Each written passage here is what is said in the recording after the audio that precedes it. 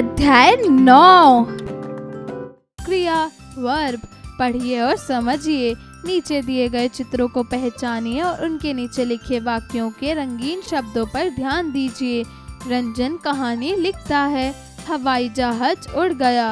अध्यापका जी पाठ पढ़ाएंगी। यहाँ ऊपर लिखे वाक्यों में लिखता है उड़ गया तथा पढ़ाएंगी से उनके कर्ता द्वारा काम किए जाने की जानकारी हो रही है।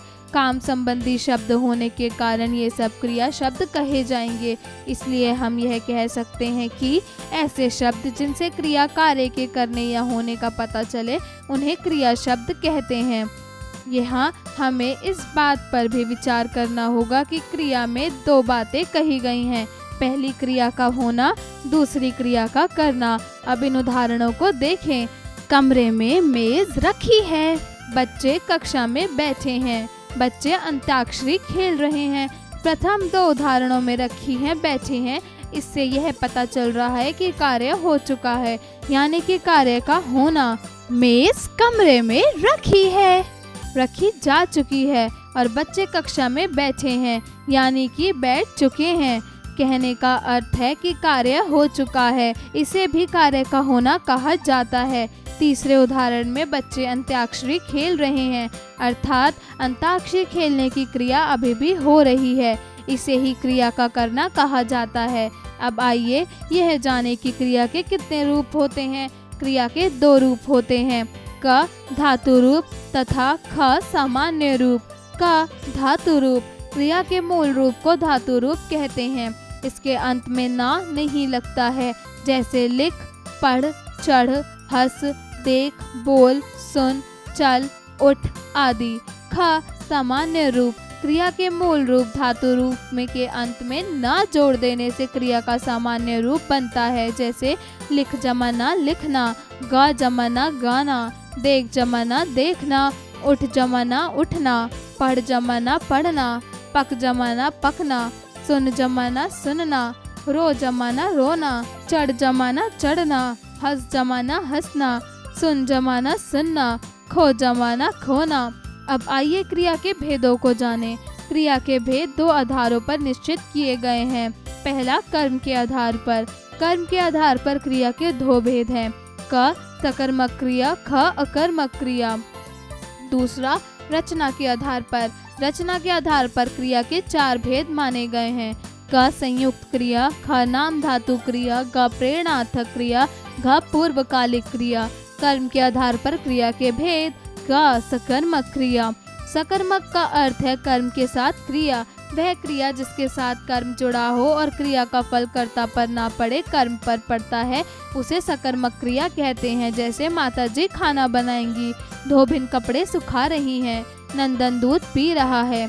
बच्चों, इन उदाहरणों में खाना, कपड़े और दूध कर्म शब्द है।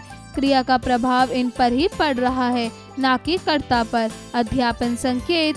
बच्चों को कुछ चित्र दिखाएं। तदुपरांत उनसे कक्षा में चर्चा के दौरान बच्चों से पूछे कि चित्रों में क्या हो रहा है, यह कार्य का कौन सा रूप है।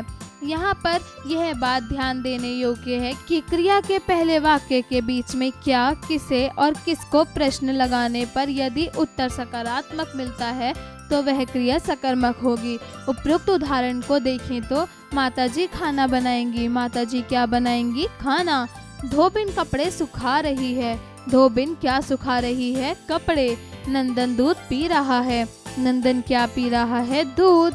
यहाँ क्या से प्रश्न पूछने पर सबके उत्तर मिल रहे हैं, इसलिए यहाँ सकर्मक क्रियाएं हैं। सकर्मक के भेद।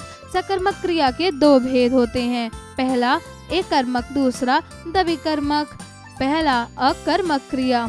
ऐसी सकर्मक क्रिया जिसमें केवल एक ही कर्म होता है वह कर्मक क्रिया कही जाती है। जैसे मंजूषा पत्र लिख रही है, बच्चे क्रिकेट खेल रहे हैं, माताजी बच्चे को सुलाती हैं। यहाँ वाक्यों की क्रियाएं लिख रही है, पत्र, खेल रहे हैं, क्रिकेट, सुलाती हैं बच्चों को के लिए केवल एक ही कर्म प्रयुक्त हुए हैं। दूसरा द्विकर्मक क्रिया। ऐसी क्रियाएं जिनके लिए एक से अधिक कर्म होते हैं उनके द्विकर्मक क्रियाएं कहते हैं। जैसे दादी जी बच्चों को कहानी सुनाती हैं, रंजना ने सुगंधा को कलम दी, माताजी नौकरानी से बर्तन मंजवाती हैं। यहाँ तीनों वाक्य में क्रियाएं तो एक ही सी हैं, किंतु उनके दो दो कर्म रंगीन शब्दों में प्रयुक्त हुए हैं। ख अकर्मक क्रिया। जिस वाक्य में ऐसी क्रियाएं प्रयुक्त की गई हैं जिनके लिए किसी भी कर्म का प्रयोग नहीं हुआ है, वे अकर्मक क्रियाएं कहलाती हैं। जैसे वायुयान उड़ता है, मोर नाचता है, बच्चा हंसता है। इन वाक्यों में प्रयुक्त क्रियाओं के पहले किसी भी कर्म का प्रयोग नहीं किया गया, अतः यह अकर्मक क्रिया कही जाएगी।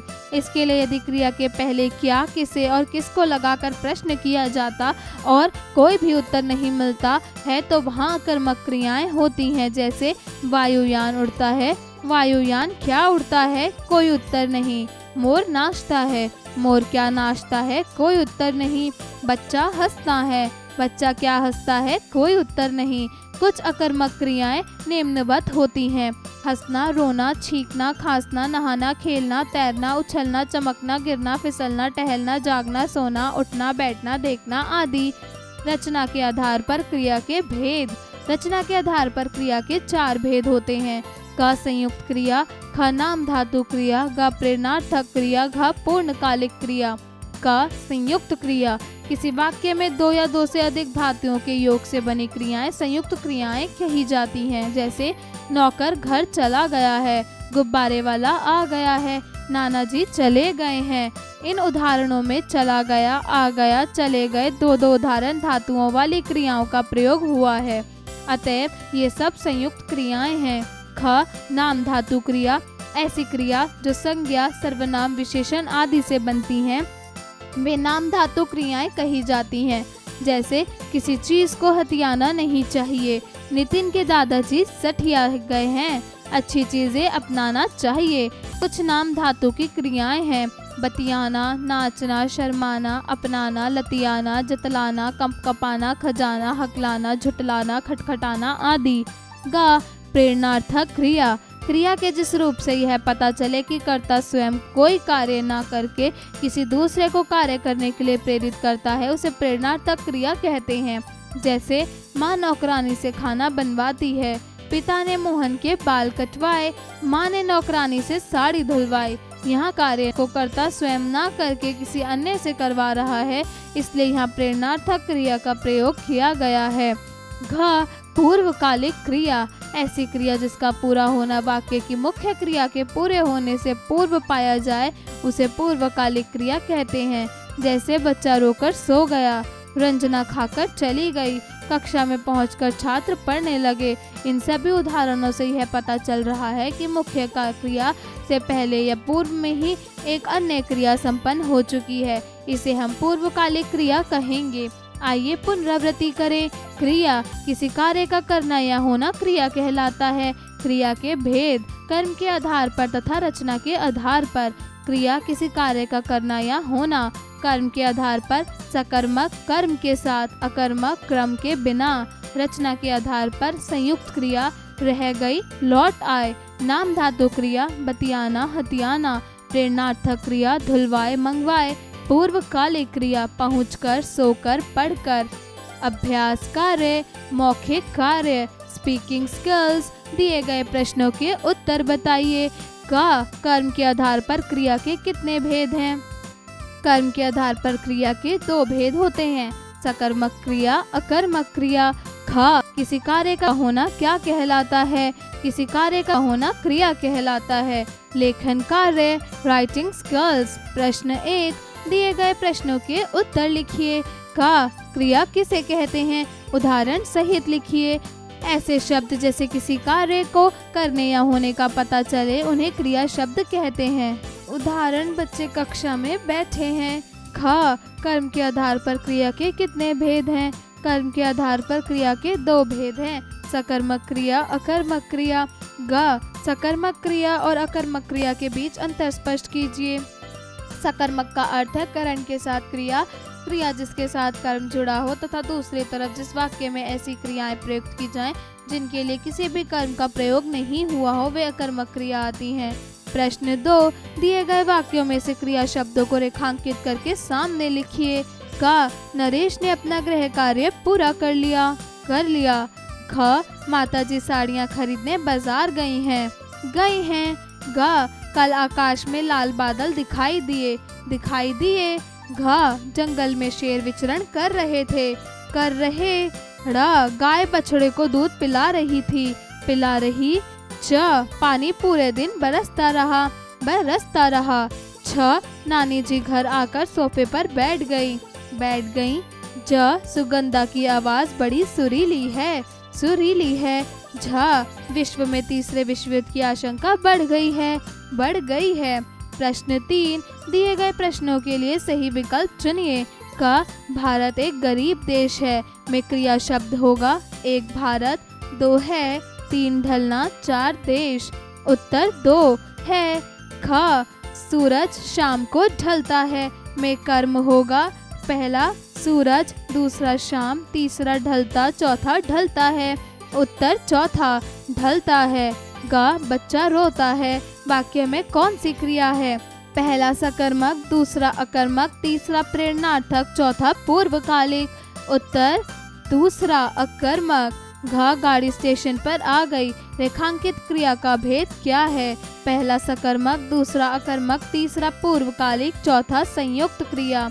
उत्तर चौथा संयुक्त क्रिया। ड़, पड़ोसी ने राधे को डंडे से पिटवाया। रेखांकित क्रिया का प्रकार है पहला नाम धातु, दूसरा अकर्मक, तीसरा प्रेरणार्थक, चौथा संयुक्त क्रिया। उत्तर पहला नाम धातु। प्रश्न 4, दी गई मूल क्रियाओं से उनकी प्रेरणार्थक क्रियाएं लिखें। पीना पिलवाना, पढ़ना पढ़वाना, सोना सिलवाना, लिखना लिखवाना, खाना खुलाना, देना दिलवाना, घूमना घुमवाना, धोना धुलवाना, चलना चलवाना। प्रश्न 5, दिए गए वाक्यों में क्रिया शब्द भरकर पूरा कीजिए। क, आज वर्षा हो रही है। ख, विद्यालय की घंटी बज रही है। ग, पिताजी कल लखनऊ आ रहे हैं। घ, मेरी नानी जी का पत्र आया है। ड़, नेताजी ने बड़ा जोशीला भाषण दिया है। च, सिनेमा देखकर मजा आ गया। सोचें विचारें, क्रिटिकल थिंकिंग। प्रश्न 6, क्रिया में मूल धातु होती है जैसे तुम कहाँ गए थे। इस वाक्य में मूल धातु जा रहा है। आप भी कक्षा चर्चा द्वारा कुछ वाक्य बनाइए जिनमें मूल धातु का प्रयोग हुआ हो। खेल खेल में, ब्रेनस्टॉर्मिंग एक्टिविटी। प्रश्न 7, कक्षा में बच्चों से पूछे कि आज उन्होंने कौन से कार्य किए हैं। उनके बताए शब्दों को श्याम पट पर लिखिए। प्रश्न 8, दी गई सारणी में से क्रिया शब्द छांटकर नीचे लिखिए। प्रेरणादायक मूल्य। संसार में सब कुछ उपलब्ध है परंतु कर्महीन व्यक्ति कुछ प्राप्त नहीं कर पाता, अतः सदैव क्रियाशील रहें।